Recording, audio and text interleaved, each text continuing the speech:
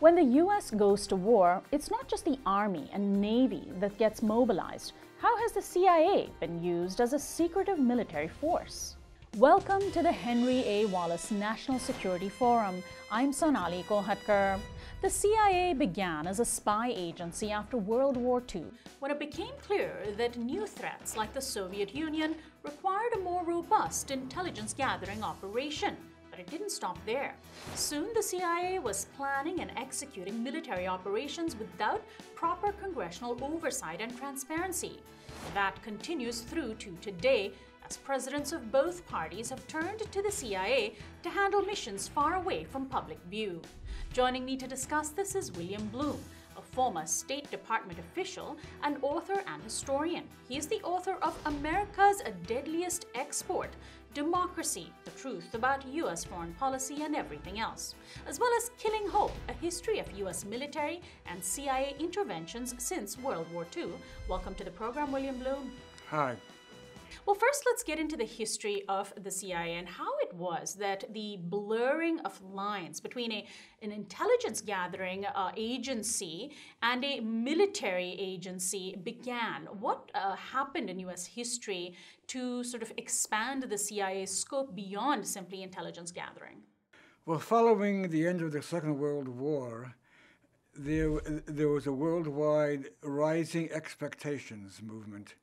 Former colonies all over were revolting against their former masters, Great Britain, the Netherlands, and France, and so on. And these rising expectations and these revolts soon became movements for socialism or communism. And that rang certain bells back at CIA headquarters. And the U.S. was committed, or self-committed, to intervening in each of these places to suppress each of these attempts at revolution. Now, what are the main supporters of the CIA, or who are the main supporters, I should say, of the CIA? Is the CIA an agency that is perhaps too close to institutions in our government, such as the Pentagon, such as the White House? Does the CIA need to be a more insulated agency in order to stay truer to its original mission? Well, I'm speaking in terms of U.S. foreign policy, and that means the U.S. government, to make a fine distinction between the CIA and the Pentagon and the White House or the State Department, for example, misses the point. It's the U.S. government which is dedicated to world hegemony. They want to dominate the world. That's pure and simple. And so in that sense, then, is the CIA a sort of convenient tool for U.S. foreign policy? Well, it's more than just a tool. It's a major force in U.S. foreign policy, along with the military and the State Department. So explain how the CIA sort of works in conjunction with other national security agencies, and whether that collaboration also feeds into this blurring of lines between military versus intelligence gathering. Well, the CIA does whatever is needed in each case, whether it's espionage or guerrilla warfare or overthrowing governments. Those actions are all part of U.S. foreign policy, and they vary from nation to nation. I have compiled a list of, since the Second World War, of more than 50 governments the U.S. has attempted to overthrow. It's a remarkable record. Now, in many ways, then, do you see the CIA as a way in which the United States can secretly undermine international law, treaties that it is a party to, things that essentially it doesn't want to be seen as doing overtly are enabled covertly by the CIA?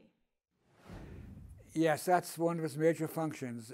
There have been countless occasions since the end of the Second World War where the CIA has overthrown governments or suppressed movements for social change, and they've hidden their movements enough so that the White House, when they're questioned about this, can deny that the U.S. was involved. Now, this process has gone a step further by the creation of NGOs.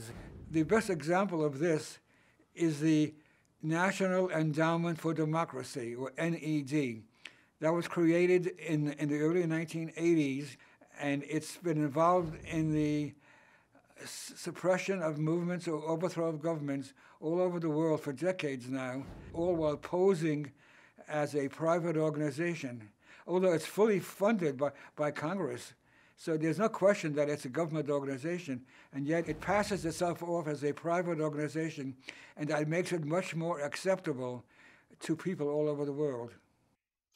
Now, William, let's turn back to the CIA and its actions, particularly in the years since the 9/11 attacks. President Obama and the White House seems to have become quite allied with the CIA, particularly over the White House's refusal to release the Senate Intelligence's report on CIA practices that many see as being tantamount to torture. And I'm wondering if you sort of see the CIA's biggest supporters in the White House on things like that. Well, there's no question that the U.S. use of torture, which was very widespread for years and years, and still is being done, that is a very sensitive topic with the White House and with the State Department, and they are always looking for ways to cover up American involvement in torture. So the CIA has also been notorious in working with groups that would be considered terrorist organizations historically, despite the U.S.'s stated goal to fight, quote unquote, fight terrorism. In many ways, the CIA has covertly fed terrorism, fed terrorist groups, and in some cases created, armed, and trained them. But that isn't seen as much part of U.S. history when it comes to terrorism, is it? The U.S. has been supporting terrorist groups to an amazing extent. The first one was, of course, in Afghanistan, in the war against the Soviet Union.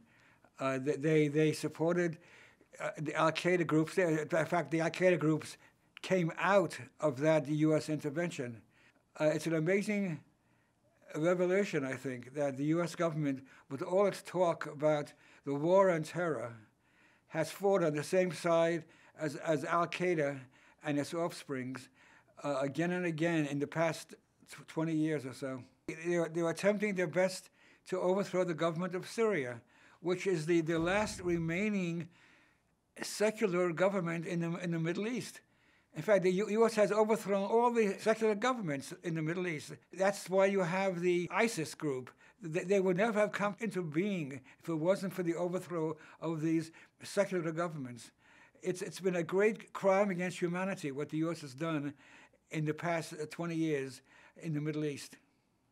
Can you give us an example of how the CIA has historically militarily intervened in the affairs of another country? I know there are many, but can you spell one out for us?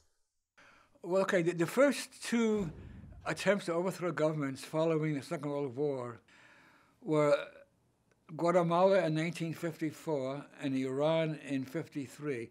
In Guatemala, the CIA just created a homegrown army of disaffected Guatemalan military officers and gave them all the arms and money they needed to overthrow the government, to stage a revolt and overthrow the government.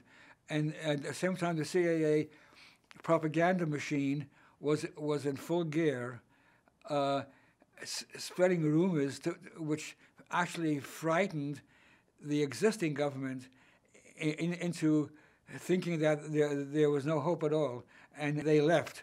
They left the country. Well, William Blum, I want to thank you so much for joining us on the program. Okay. Next, Andrew Bacevich helps us focus on a central question for our security policies. Do they actually keep us safe? What U.S. policymakers failed to appreciate adequately is that, frankly, we're not wanted. I mean, we are viewed as infidels. We are viewed as outsiders, as a hostile force. And so the increased American presence triggered by 9/11 has actually increased the amount of anti-Americanism